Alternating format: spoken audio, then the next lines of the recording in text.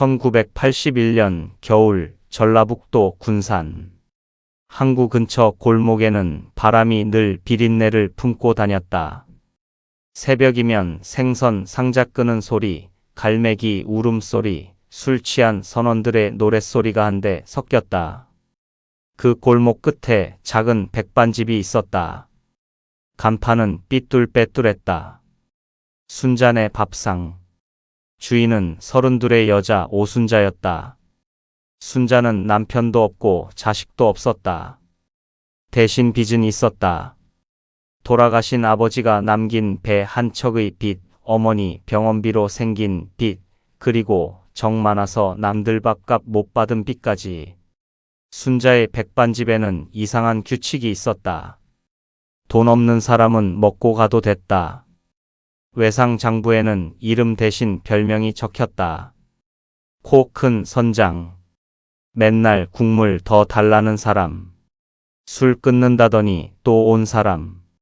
눈만 착한 사기꾼. 그중 제일 굵은 글씨로 적힌 이름이 있었다. 한대복. 대복은 시장에서 생선 경매 일을 돕는 남자였다. 나이는 36. 키는 크고 어깨는 넓었지만 하는 일마다 어딘가 모자랐다. 생선을 나르면 생선보다 자기가 먼저 넘어졌고 장부를 쓰면 팔을 삼처럼 써서 상인들이 싸웠다. 하지만 사람들은 대복을 미워하지 않았다. 그는 손해보는 일에는 이상하게 빠르고 이익 보는 일에는 늘 늦었다. 어느 날 아침 대복이 백반집 문을 열고 들어왔다. 순자씨, 밥 한 그릇만. 순자는 팔짱을 꼈다. 외상장부에 당신 이름이 한 페이지를 넘었어요.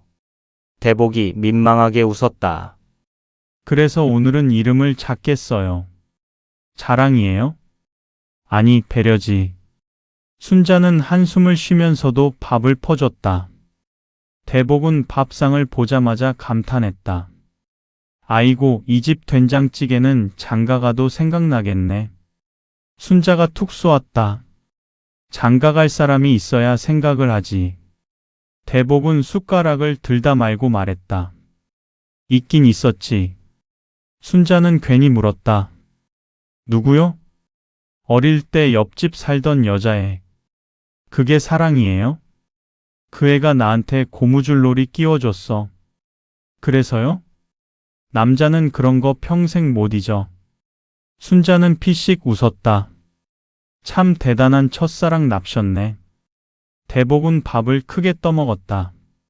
순자 씨는 첫사랑 없소? 순자는 잠깐 멈칫했다. 없어요. 거짓말. 밥이나 먹어요. 대복은 더 묻지 않았다. 순자에게도 첫사랑은 있었다. 이름은 박진우. 고등학교 시절 순자는 공부를 잘했고 진우는 기타를 잘 쳤다. 둘은 같은 동네에서 자랐다. 순자는 언젠가 서울에 올라가 양장점을 차리고 싶어 했고 진우는 음악을 하겠다며 밤마다 항구 창고 뒤에서 기타를 쳤다. 둘은 약속했었다. 나중에 서울 가면 같이 살자. 돈은? 벌면 되지. 집은? 구하면 되지. 너무 쉽다? 너랑 있으면 어려운 것도 쉬울 것 같아서. 그 말 하나로 순자는 몇 년을 버텼다. 하지만 20살이 되던 해 진우는 서울로 떠났다. 처음엔 편지가 왔다. 그 다음엔 엽서가 왔다. 그러다 어느 순간 아무것도 오지 않았다. 순자는 기다리다 지쳤고 지치다 화가 났고 화가 나다 결국 묻어졌다. 그런데 이상했다. 사랑은 묻어졌는데 정은 남았다. 진우가 즐겨 먹던 콩나물국을 끓이면 문득 생각났다. 비가 오면 그가 젖은 기타를 품에 안고 뛰어오던 모습이 떠올랐다. 라디오에서 오래된 노래가 나오면 괜히 주방 불을 낮추고 한참을 서 있었다. 순자는 그게 싫었다. 사랑은 끝났는데 왜 정은 끝나지 않는지. 그해 겨울 진우가 돌아왔다. 서울에서 잘된 줄 알았던 그는 낡은 코트 하나만 걸치고 군산역에 내렸다. 기타도 없었다. 눈빛은 예전보다 깊어졌지만 어딘가 부서져 있었다. 진우는 가장 먼저 순잔의 밥상으로 왔다. 문이 열리고 찬바람이 들어왔다. 순자는 고개를 들었다. 오랜만이다. 진우가 말했다. 순자는 손에 들고 있던 국자를 내려놓았다. 밥 먹으러 왔니? 진우는 쓴웃음을 지었다. 첫마디가 그거야? 순자가 차갑게 말했다. 그럼 뭐라고 해? 잘 살았냐고? 그건 궁금하지도 않고. 가게 안에 있던 대복이 눈치를 보다가 작게 말했다. 저는 된장찌개 리필 안 받아도 됩니다. 순자가 노려봤다. 먹던 밥이나 먹어요. 대복은 숟가락을 입에 문 채 고개를 끄덕였다. 진우는 자리에 앉았다.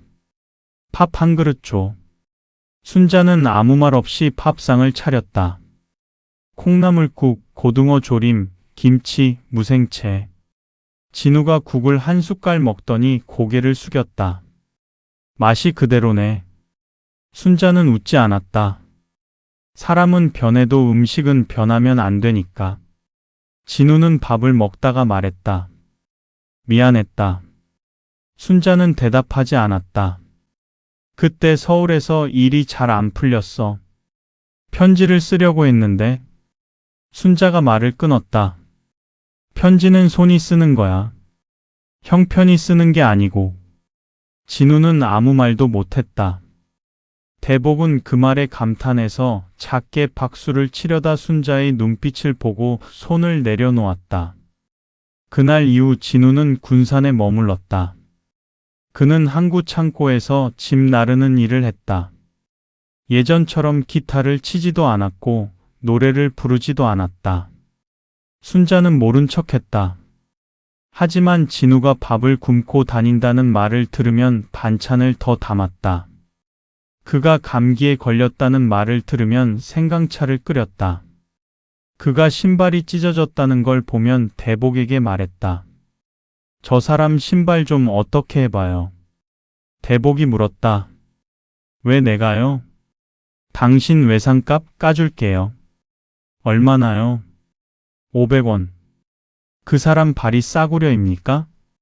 결국 대복은 자기 운동화를 진우에게 줬다. 대신 본인은 시장에서 장화를 신고 다녔다. 한여름도 아닌 겨울에 장화를 신고 다니니 사람들이 물었다. 대복아, 비도 안 오는데 왜 장화냐? 대복이 당당히 말했다. 내 인생은 늘 침수 상태여. 사람들은 웃었다. 순자도 웃었다. 오랜만에 크게 웃었다. 대복은 그런 순자를 바라보다가 마음이 이상해졌다. 그는 알고 있었다. 순자의 마음속에는 아직 진우가 있다는 것을. 그래도 대복은 순자가 웃으면 좋았다. 그 웃음이 자기를 향한 게 아니어도 괜찮았다. 그러던 어느 날 큰 사건이 터졌다. 순자네 밥상이 헐릴 위기에 놓였다.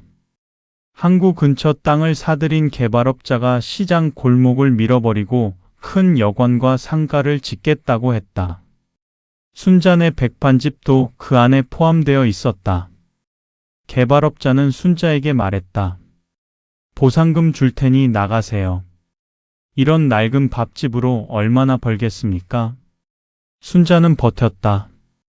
여긴 우리 아버지가 만든 집이에요. 세상에 안 낚는 건 없습니다. 순자가 조용히 말했다. 낡았다고 다 버리면 사람은 어디서 삽니까? 하지만 현실은 냉정했다. 서류상 건물 소유권 일부가 복잡하게 얽혀 있었고 순자는 법을 몰랐다. 빚쟁이들은 이 기회에 돈을 갚으라고 몰려왔다. 순자는 밤마다 장부를 들여다봤다. 외상값을 다 받아도 턱없이 부족했다. 대복은 시장 사람들을 모았다. 순자네 밥상 없어지면 우리는 어디서 밥 먹냐? 상인 하나가 말했다. 다른 식당 가면 되지. 대복이 발끈했다. 다른 식당에서 외상되냐? 너는 그게 핵심이냐? 핵심이지. 외상은 신뢰의 다른 말이야. 덕분에 회의장은 웃음바다가 됐다. 그러나 웃음만으로 집을 지킬 수는 없었다. 그때 진우가 나섰다. 그는 서울에서 지내는 동안 작은 음반사, 극장, 주점 무대 일을 전전했다. 돈은 벌지 못했지만 사람은 알았다. 그는 예전 동료들에게 연락해 항구 시장 살리기 공연을 열자고 했다. 공연 수익으로 순잔의 보증금 마련하자. 순자는 반대했다. 왜 내가 나서? 진우가 말했다. 예전에 내가 못 지킨 약속이 많잖아. 이번엔 하나라도 지키고 싶다. 순자는 차갑게 대답했다. 그건 내 마음 편하려고 하는 거야. 진우는 고개를 끄덕였다. 맞아. 그래도 하게 해줘. 공연 준비가 시작됐다. 시장 사람들은 저마다 도왔다. 생선 가게 아저씨는 무대를 만들 나무 판자를 내놨고 떡집 아주머니는 관객들에게 나눠줄 떡을 만들었다. 대복은 사회를 맡겠다고 나섰다. 순자가 걱정했다. 당신이 사회를 본다고요? 대복이 가슴을 폈다. 내가 말은 잘하오. 당신은 말이 많은 거지 잘하는 게 아니에요. 많이 하다 보면 하나쯤은 잘 나오겠지. 공연 당일 대복은 양복을 빌려 입었다. 문제는 양복 주인이 키가 작아서 바지가 종아리까지 올라왔다는 것이었다. 무대에 오른 대복이 외쳤다. 신사숙녀 여러분, 오늘 이 자리는 밥집 하나를 살리는 자리가 아닙니다. 우리의 위장을 살리는 자리입니다. 사람들이 웃었다. 순잔의 밥상은 단순한 식당이 아닙니다. 돈 없어도 밥 주고, 울고 오면 국 더 주고, 술 먹고 오면 물부터 주는 곳입니다. 이런 집 하나쯤은 세상에 남아 있어야 하지 않겠습니까? 웃던 사람들이 조용해졌다. 순자는 무대 뒤에서 그 말을 듣고 눈시울이 붉어졌다. 공연은 예상보다 크게 성공했다. 진우는 오랜만에 기타를 잡았다. 손가락은 예전 같지 않았지만 마음은 진심이었다. 그는 노래를 부르기 전 말했다. 어떤 사람은 사랑보다 정이 더 무섭다고 합니다. 사랑은 불처럼 뜨겁다가 꺼지지만 정은 재처럼 남아서 오래 따뜻합니다. 오늘 이 노래는 그 정 때문에 아직 여기 남아있는 사람들에게 바칩니다. 순자는 고개를 숙였다. 공연이 끝나고 모금함에는 꽤 많은 돈이 모였다. 그러나 개발업자가 요구한 금액에는 조금 모자랐다. 순자는 결국 포기하려 했다. 이만큼 해준 것만으로도 고마워요. 나도 이제 그만 고집 부릴게요. 그때 대복이 낡은 통장을 내밀었다. 이거 보태요. 순자가 놀랐다. 이게 뭐예요? 내 돈. 당신 돈이 어디 있어요? 있소. 통장에는 생각보다 큰 돈이 들어 있었다. 순자가 물었다. 이 돈 뭔데요? 대복은 쑥스럽게 웃었다. 나 배 사려고 모은 돈이요. 배요? 언젠가 작은 어선 하나 사서 내 이름 붙이려고 했소. 대복 좀 촌스럽지만 든든하잖소. 순자는 통장을 돌려주려 했다. 못 받아요. 대복이 고개를 저었다. 받아요. 배는 나중에 사면 돼요. 근데 순자네 밥상은 지금 없어지면 끝이잖소. 왜 이렇게까지 해요? 대복은 한참 망설이다가 말했다. 정들었으니까. 순자는 아무 말도 못했다. 그 말은 고백보다 컸다. 진우도 그 장면을 보았다. 그는 조용히 뒤돌아섰다. 그제야 알았다. 자신이 떠나 있는 동안 순자의 곁을 지킨 사람이 누구였는지. 며칠 뒤 개발업자는 한 발 물러섰다. 시장 사람들이 단체로 반대하고 공연 이야기가 지역 신문에 실리자 억지로 밀어붙이기 어려워진 것이다. 순잔의 밥상은 살아남았다. 하지만 진우는 다시 떠나기로 했다. 순자가 물었다. 또 가? 진우가 고개를 끄덕였다. 이번엔 도망가는 거 아니야. 나도 내 자리 찾으러 가는 거야. 서울? 아니. 목포 쪽 작은 극장 악단에서 사람 구한대. 순자는 잠시 침묵했다. 밥은 먹고 다녀. 진우가 웃었다. 너는 마지막까지 팝 걱정이네. 그게 내일이니까. 진우는 순자를 바라봤다. 나 아직 내가 좋다. 순자는 눈을 감았다가 떴다. 나도 너 미워하지 않아. 진우는 그 말의 뜻을 알았다. 사랑은 아니었다. 하지만 아무것도 아닌 것도 아니었다. 진우가 말했다. 그 정도면 됐다. 순자는 작은 보자기를 내밀었다. 반찬이야. 가는 길에 먹어. 진우가 받아들었다. 고맙다. 그리고 이번엔 편지해. 답장은 안 할 수도 있지만. 진우가 웃었다. 그거면 충분하다. 진우는 떠났다. 순자는 터미널에서 울지 않았다. 다만 버스가 멀어질 때까지 서 있었다. 그 옆에 대복이 있었다. 대복이 조심스럽게 말했다. 괜찮소? 순자가 대답했다. 괜찮아요. 진짜요? 아니요. 대복은 고개를 끄덕였다. 그럼 콩나물국 먹으러 갑시다. 순자가 피식 웃었다. 이럴 때 국이 넘어가요? 안 넘어가도 넘겨야 살지. 사람은 밥심이요. 순자는 결국 웃었다. 그날 밤 순자네 밥상에는 불이 늦게까지 켜져 있었다. 대복은 구석자리에서 밥을 먹었다. 순자는 주방에서 반찬통을 정리했다. 한참 뒤 순자가 말했다. 대복씨. 예. 통장 돈 꼭 갚을게요. 대복이 말했다. 천천히 갚아요. 이자도 줄게요. 이자는 됐소.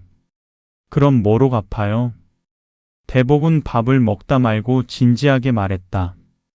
가끔 웃어주면 돼요. 순자는 잠시 그를 바라봤다. 그건 너무 비싼데요? 대복이 당황했다.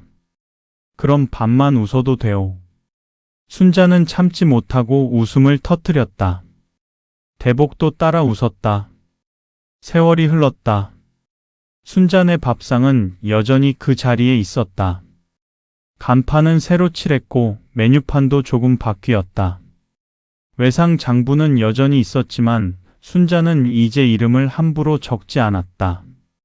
대복의 이름은 장부에서 사라졌다.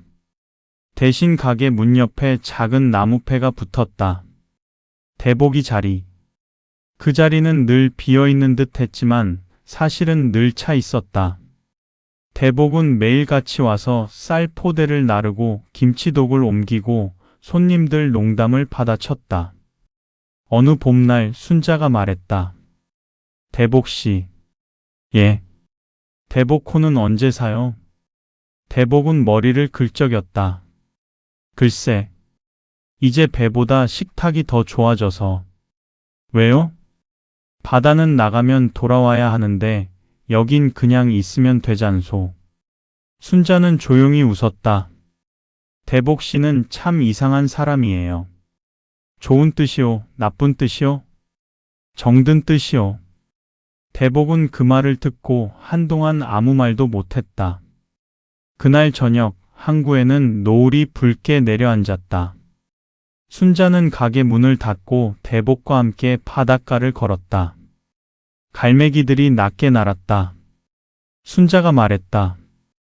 나는 예전엔 정이 무서웠어요. 대복이 물었다. 왜요? 끊어내고 싶은데 안 끊어지니까. 미워하려고 해도 밥은 챙겨주고 싶고 잊었다고 생각했는데 비만 오면 생각나고. 대복은 고개를 끄덕였다.